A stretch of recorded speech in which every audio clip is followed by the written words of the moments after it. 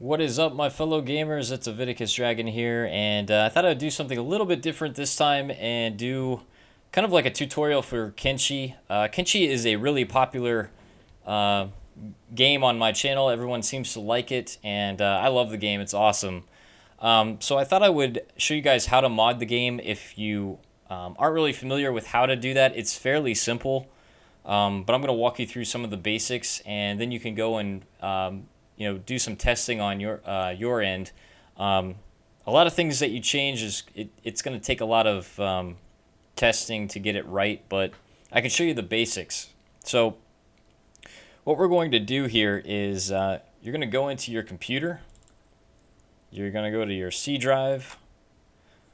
You're going to open either program files or program files x86, depending on what you have, and then you're going to go into your Steam folder. And then you're going to open the Steam Apps folder. And then within there, you're going to open the Common folder. And this is where all of your games are installed or have been installed in the past. You're going to open the Kenshi folder, obviously. And so here we are. We're at Program Files, x86, Steam, Steam Apps, Common, Kenshi. All right. In this folder, there's a forgotten constructor set.exe. This is the game editor, so we're going to open this program. And here we are. So the first thing you want to do if you open this is click on New at the very top. And it's asking for a location to save a new mod file for Kenshi. And we're just going to leave it in the data folder of Kenshi. So we're just going to put, for right now, I'm going to do test.mod. And you can already see I already have my current one, which is james.mod. Vert.mod comes with the game. Not exactly sure what the hell that is. But anyway, we're just going to click Save here. Okay. So now we have test.mod. What we want to do is click Open or Load. And you can see right now that the game data.base is currently selected. We want to just go ahead and select test.mod. So what this is going to do is load the game data.base into test.mod. So we're going to click Done. And here we go. All of the main game files have now been loaded into test.mod. So we can freely edit them, change them, and we can't fuck anything up. So there's all kinds of different things here on the left-hand side. You're going to run into things that haven't been implemented yet or are planned to be implemented, so you can kind of find out a little bit about what's coming, possibly, unless something changes. But here you can see all of the buildings. You can change all of the integers for this. You're going to have to play around with some of this stuff, to figure out what it all does. I mean, I don't really know. But one cool thing is you can change the build speed and how many materials something takes. So that's one thing. If you wanted to build stuff really fast, you can mod your game to do that. You could just open up anything, Stone Mine 4 or whatever, or 6, whatever that is, and just change the build speed and building materials. So you would put that at 1 or put the build speed at 1, I guess, or at 10. I'm not sure which is higher or lower. And you can change the height of the buildings too if you want. So that's basically how you would change anything on the buildings. You would just hit save afterwards and it's all good. So there's all kinds of things with items. You're going to have to play around with this, but you can change, how much protection something gives you down here in the stats. So you can change the blunt resistance to like 1.5 for the trader jacket if you want. And, fool around with stuff like that. All it is just changing numbers, basically. What I like to get into are either the characters or the factions. That's what I change the most. So if we go into characters, you'll notice that there's some characters in here that are hidden. Some you may be able to find in the game. I think they're rare to find. But you can change kind of like all of the stats for them. So like Dust Bandits, we can go in here and change, what their weapon skill is. So we can change their horse choppers to like 60 and just make them really badass. We can change, randomizes their stats. We could randomize it by 15. Not sure what that would do, but you can play around with it and see. And all kinds of different things. You can even add in all kinds of new things up here at the top. So right here, you have a drop-down menu, and you can add in anything you want. So, for instance, we could change their starting health. So let's add, you could change. Well, that's not really a good example, I guess. Let's see stats. Oh, we already have that. Let's see. Do we have weapon level? We don't have that. Yeah, I guess we could add a backpack to them. So we could add a small backpack.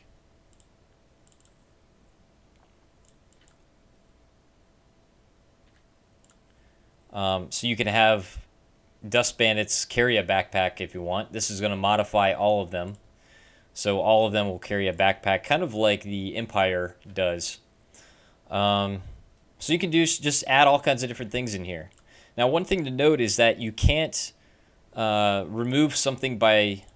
Well, actually, you can remove something by right-clicking on the bold part, but you can also select this part here and then just right-click and choose Remove from List, and that will remove that option from the Dust Bandits edit portion. And then we just close that window. Some cool things in here, you can look at the dialogue. So we can look at the dialogue of the recruitment officer. We can change the dialogue if you want. Let's see, what is something that we run into a lot? Recruitment officer. No. Warden. Yeah, I mean, you could change something like this and say fuck you or whatever. And, figure out how that works. I haven't done it really yet. But, you can take something from these and kind of figure it out. And you can just edit these modifiers here. So that's something pretty cool that you can look at. The next thing to look at is factions and divisions under it. So if you want to add more characters to an existing game, you come into faction and then divisions, and then you can change anything in here. So if we go to Empire Army, for instance, we open that up. You can see that by default there's 1 Empire Sergeant, there's 3 conscripts, and 3 soldiers. Well, we can change this to 15 conscripts and 10 soldiers, and maybe 2 sergeants. And you can also, let's say we want to add a faction in here. Let's say Empire is going to be at war with United Cities. So we're going to put United Cities in here. Then we're going to put a -100. Okay, so basically the Empire faction will then have a -100 relations to United Cities. So we could technically have everybody at war with everyone if we wanted to. And then you could add in, like, you could put 50 troops if you wanted, or 100, and then just have one big giant clusterfuck of a battle. Everybody's attacking everybody. It would take a little while to set up, but you could do it. So that's something you could do there. And there's everything. Everything is in here. You could just change it around. I haven't really figured out what the recruit list is. Basically, I think this is the amount of characters that you can recruit in the game. or that you can find. I'm not really sure. Kind of have to play around with these numbers and figure that out. One other thing that's interesting that you could do is change the militia guards. So you'll notice that, actually, no, it's not, what is it? Mercenary gate guards, I think it is. It's one of these, but you could change that to change how many guards are at the gate of the town. So if you wanted to have an easier start, you could have like 20 dust bandits in a group, but then you can increase the gate guards of the town to like 10 mercenaries, and then you can lead that squad into the town and start off the game like that, with getting armor from them and selling it and so forth. So that's something you can do as well. All of these are modifiable. And then there's, locational damage, combat techniques. You can change all this stuff. I don't really know what effect that would do. You have to play around with it and figure it out. But there's all kinds of cool things in here, like AI goals. There's a diplomat mission, law enforcer, patrol hometown. Some of these things aren't, like raise villages. Some of these things aren't even in the game, or they're waiting to be implemented. Vendor lists, AI goals. Yeah, we just looked at that. And then you can see research. So if you want to change the research levels, if you want to make something easy to research, just go in here to something like wells and change the time down to like 1. And that'll make it really easy. You could even change the level to 1 if you want, so that everything appears at level 1. And you can just go in here and change all of that. And so lastly, the thing we're going to look at is game start-offs. Now, you can only have 20 characters in the game, but if you want to modify a new game and start off with more characters, you can do that. You can't change how many characters you can't change more than 20 in an existing game, but you can start off with more. So you want to modify something like the Survivors game start or the Freedom Seekers game start. But you can come in here and you'll see that Old Soldier, there's 1. You start off with 4 settlers and 1 wanderer. So you could change this to 40 settlers, like 5 soldiers, 10 wanderers if you wanted, whatever you want. Leave wanderer up here. This is your character, so you're just going to leave that at 0, because you get to create your character at the beginning of the game start. But this will allow you to have more than 20 characters, and you'll start off with that many. Now, just keep in mind that the game only allows 20 characters, so you cannot select any more than 20 via the portraits. So you have to use the game window itself or the map to select your units.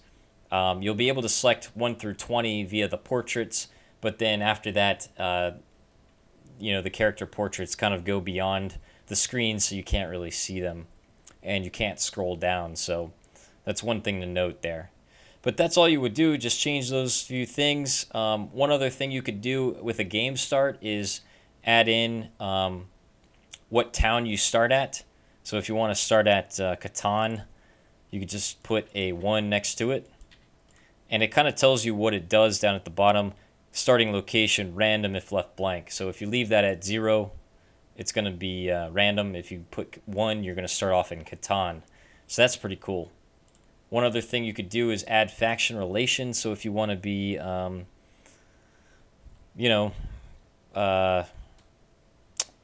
want to be, let's see, friends with United Cities, we'd put that at 100. If we want to be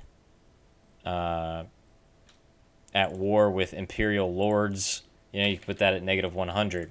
So again, you could start that off that way if you want. And you can also change how much money you start off with. So you could start off with 100,000. That way you don't really have to do much selling, and you could just focus on some of the finer points of the game. So that's it. We just click X, and then we hit save. and you're done. Okay, well, there's one other thing you have to do. So we're going to minimize this, and we're going to go into the data folder within the Kenshi folder, okay? And within here, you're going to see there's test.mod. That's the file that we just saved. But what we need to do is tell the game to load the mod when it starts. And to do that, we do that by opening mods.cfg. So I'm going to right click, go to open. If Windows doesn't know what to open the file with, select a program to open it with here. And just uncheck this box that says always use a selected program to open this kind of file if you're not really sure what you want to always open that file with all the time. So for right now, just uncheck it, and then we're going to just use Notepad. If you don't see Notepad under recommended programs, click this little arrow, and then you can find it here, or click Browse. Notepad is in your C Windows System 32, I believe, folder. Notepad, there it is right there. So you can find it if it doesn't appear in the list. So we're going to use Notepad, open this file, and you can see here james.mod is right there. So if you're just going to want to put in test.mod and then save the file. I'm not going to save it because I have my mod that I'm using currently. So that's all you need to do. That will tell Kenshi to load the mod and all of the changes once Kenshi loads. So if you've changed characters around, you can just load your previous save, and those changes will take effect. If you modified one of the game starts, you have to start a new game for those things to take effect. Okay. So yeah, that's just a little overview of Kenshi and modding the game. There's a lot of other things on the forums if you want to check that out. And if you find anything interesting that you want to share, definitely post in the comments below. There's a lot of smart people out there. I'm sure you could figure out, you can go beyond the basics and figure out some other things. Maybe figure out how to put walls back in the game. I don't know. Yeah, definitely click the like button, subscribe, and stay tuned for more Kenshi videos. Take care.